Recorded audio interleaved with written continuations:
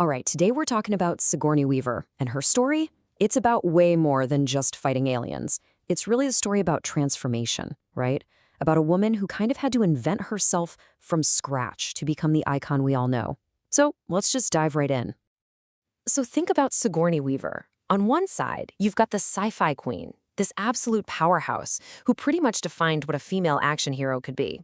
But then, on the other side, you have who she was at the start, this painfully shy, super awkward kid who honestly just wanted to be invisible. And that clash? That's the key to everything. Which leads us to the big question, right? How in the world did that girl, the one who wanted to disappear, become one of the most commanding stars Hollywood has ever seen? How do you go from that to changing the game forever? Well, the answer is this incredible lesson in resilience and really just being yourself. Okay, so to get this, we have to go back to the beginning. And our story doesn't start with Sigourney. It starts with a little girl named Susan Weaver. And Susan, well, she grew up feeling like a total outsider, even though she was born right into the heart of show business. So yeah, her dad was a big shot NBC exec, but she felt anything but glamorous. Get this, by the time she was 12, she was already almost 6 feet tall. She said she felt like a big spider, just awkward and wanting to hide. So what did she do? Her first real act of rebellion was to reinvent herself. She picked a new name, a name she felt was taller, Sigourney, which she actually found in The Great Gatsby. So to cope with all that insecurity, she ended up developing two, let's call them superpowers, that would pretty much define her whole career: a wicked sense of humor and a really, really interesting way of dealing with rejection. See, in her house, being funny was the most important thing. It was her currency, how she connected with people, especially her dad. And this kind of zany, off-the-wall humor, it wasn't just a quirk. It became her secret weapon.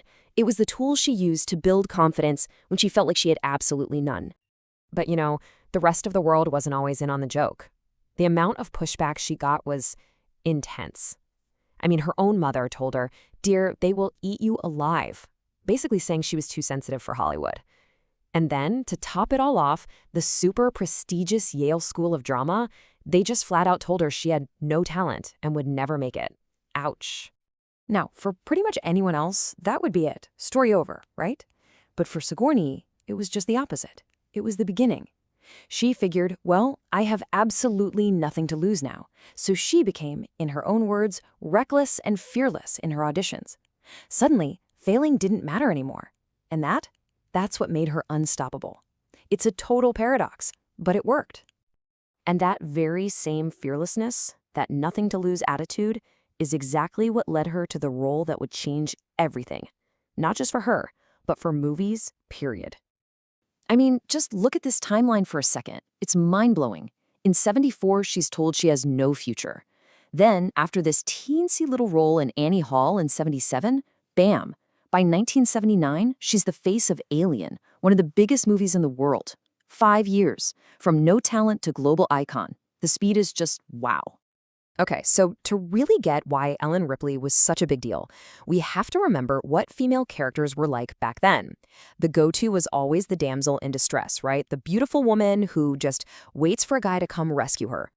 Ellen Ripley was not that at all. She was the complete opposite. She wasn't there to be somebody's girlfriend. She wasn't a victim. She was smart. She was practical. She was tough. She was a survivor who saved herself. And here's the kicker. The part was originally written for a man.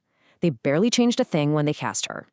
So, boom, she's an icon overnight. The easy thing to do would have been to just play Ripley over and over again, right? Just keep being the tough hero. But she didn't do that. Instead, she used all that new Hollywood power to build one of the most varied, interesting, and just plain unpredictable careers out there.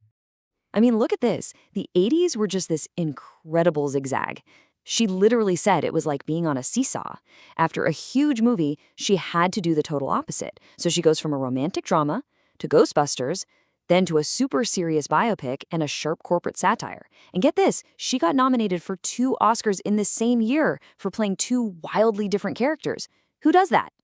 And that secret weapon of hers, that zany, reckless humor, was on full display. You gotta hear the story. For her Ghostbusters audition, she needed to show the director, Ivan Reitman, what it would be like when her character gets possessed by a demon dog. So what does she do? She literally gets down on all fours and starts growling and gnawing on the couch cushions. So Reitman is just stunned. He looks at her and says, "Don't ever do that again." And then he offered her the role right then and there.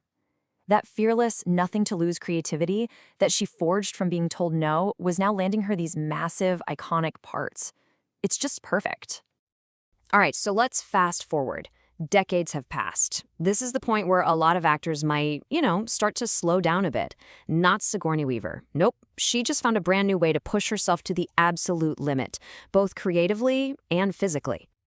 So she gets back together with James Cameron for Avatar, and then for the sequel, she does something, well, it's just wild.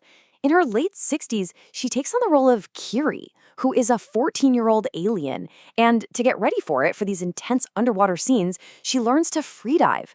We're talking training with Navy SEALs here. And you want to know how committed she was? At 70 years old, Sigourney Weaver trained herself to hold her breath underwater for 6.5 minutes.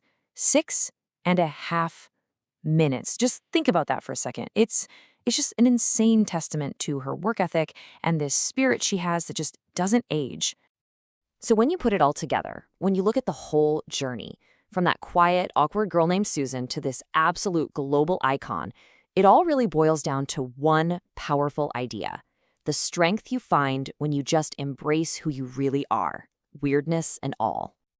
Her legacy is just huge. I mean, she didn't just play a hero, she completely redefined what a hero could look like for a whole generation. She made it cool to be, as she put it, a weird duck. She proved beyond a shadow of a doubt that courage and creativity don't have an age limit. And on top of all that, she's consistently used her platform to advocate for other women in film. And this final quote, man, it just perfectly wraps everything up. She says, "I think I've been successful playing strong women because I'm vulnerable." So the secret wasn't faking being tough. It was using her real vulnerability. That shy girl, Susan, she never really left. Sigourney just learned how to turn that sensitivity into her greatest superpower.